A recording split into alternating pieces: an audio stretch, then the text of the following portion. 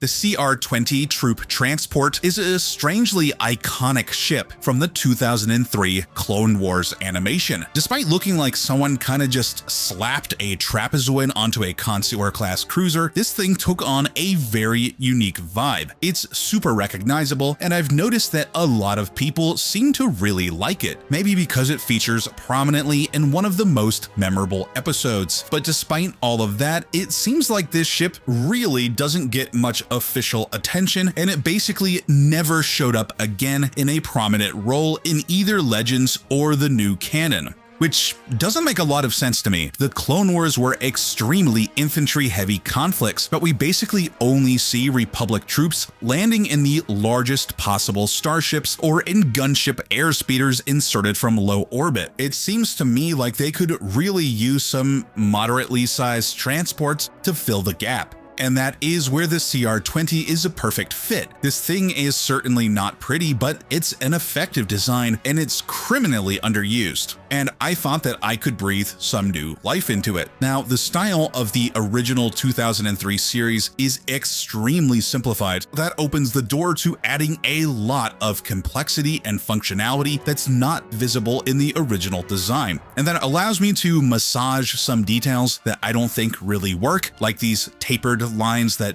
really ought to be parallel, I think. This thing also looks a lot like a sandcrawler, and lo and behold, sandcrawlers are also made by a Corellian company. So from a lore perspective, there's actually nothing wrong with including sandcrawler features. In that light, I actually leaned a bit harder into that look, letting myself be inspired by some of the detail and the shaping on the sandcrawler. Incidentally, this ship also has strong parallels with another transport from the expanded universe, the Incom Y-4 transport. It just seems to me that these vertical flying brick sort of ships are simply how this kind of transport looks in Star Wars. The AA-9 freighter partially occupies this category as well, but the Y-4 holds a special place in my heart as it featured in the very memorable Escape from Fest mission in Rogue Squadron, a game I just adore, so I had to make the Y-4 transport as well. I updated its very simplistic original design into something a bit more fleshed out and more directly evocative of other Incom designs.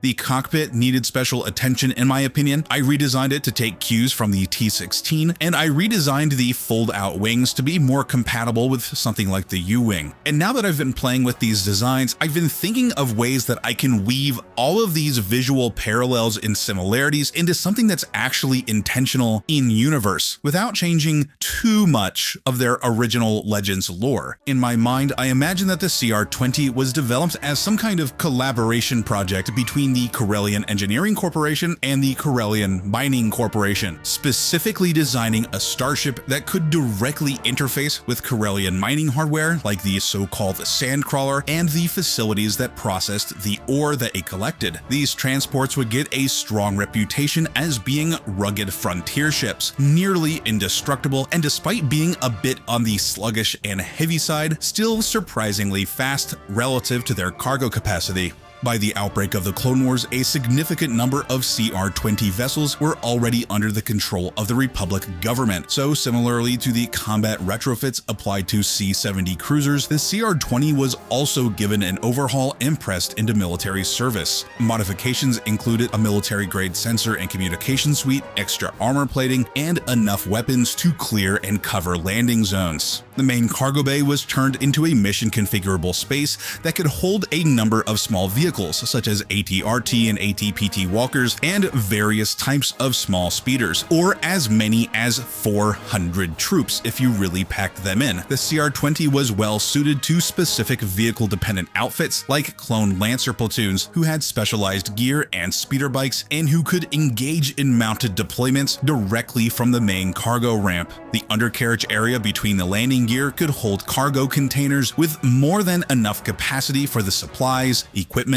and shelter for as many troops as the ship could hold. While the CR20 could technically hold nearly a full battalion of troops, it did lack the facilities to support them for multi-day space flights. So despite being a fully functional interstellar transport, it was often not an independent starship but was deployed as a lander launched from capital ships in orbit. Still, these ships were known to operate in more independent roles, such as providing a flying home base for smaller, more highly mobile clone trooper units. The CR20 particularly excelled due to its compatibility with ubiquitous industrial loading and maintenance equipment, making it indispensable on factory planets and mining colonies, where a single transport could bring the equipment and personnel needed to transform existing infrastructure into forward operating bases. Though this advantage was also available to the Separatists. The CR20 was not a proprietary Republic military vessel, meaning that the Confederacy operated a number of these transports as well, customized to their own military specifications. The CR20 did not see extremely wide use in the war, but its role was critical enough that other starship manufacturers sought to explore the niche that it occupied. After the end of the Clone Wars, the Incom Corporation sought to design a lander for the Empire that delivered a similar flexibility of uses as the CR20 while stripping away a lot of components that they deemed unnecessary for the role that the CR20 fulfilled. This new transport would be known as the Y-4 and could still deliver troops, light walkers, and speeder bikes, but in a ship half the size as the CR20. The cargo bay of the Y-4 was also detachable, meaning that the ship didn't need to linger any longer than necessary during landing operations. This modular cargo system also meant that each individual vessel could fulfill a much wider variety of roles with no downtime, simply by swapping pre-configured modules or by using attachments for specialized tasks. The Empire ultimately ordered a much smaller number of these ships than Incom had hoped, and the Empire rarely employed them in combat roles, instead largely preferring to use the vessels as security transports, ferrying credit ships, notable prisoners, and other high-value cargo. When the Empire eventually turned on Incom during their secret development of the X-Wing project, the company began selling a so-called civilian variant of the Y-4, though it had virtually no meaningful differences from the version that they had sold to the Empire. These transports were popular in their own right as light freighters, particularly in regions of the galaxy where the extra armor and sturdy build were a good defense against pirates. Many Y-4 transports were also snatched up by various planetary militias and paramilitary groups, as well as, of course, the Alliance to restore the Republic, which found the ship perfect for the rapid insertion and evac of the small commando groups that made up most Alliance ground operations. Notably, one such transport was used by Rogue Squadron during their mission to extract Alliance agents stealing prototype next-generation AT-PT walkers from the Imperial Weapons Research Facility on Fest. The Empire's heavy reliance on droids for security at this facility had masked the bulk of its defenses from lifeform scans, leading the Alliance to encounter unexpected resistance that nearly ended the entire mission and required a rapid change of plans, notably the involvement of the best pilots in the Alliance.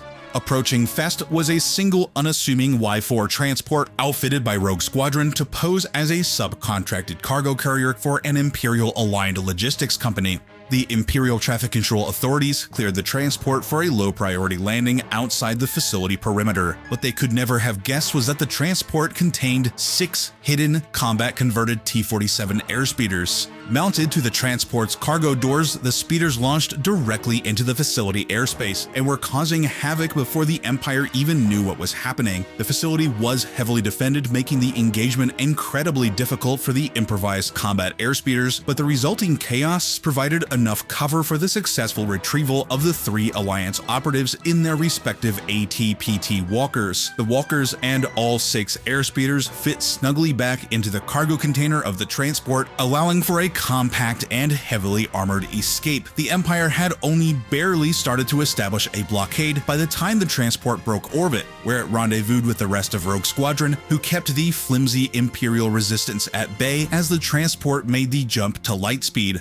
Other Y-4 transports in Alliance service would be central to the success of countless other missions, inserting troops into heavily defended landing zones and moving contraband weapons or relief supplies through civilian space lanes. And the old CR20 wasn't obsolete either. The Alliance managed to acquire a number of these transports, some actually Republic military refits from the Clone Wars. These ships would be returned to service to reclaim the same Republic that they had originally defended.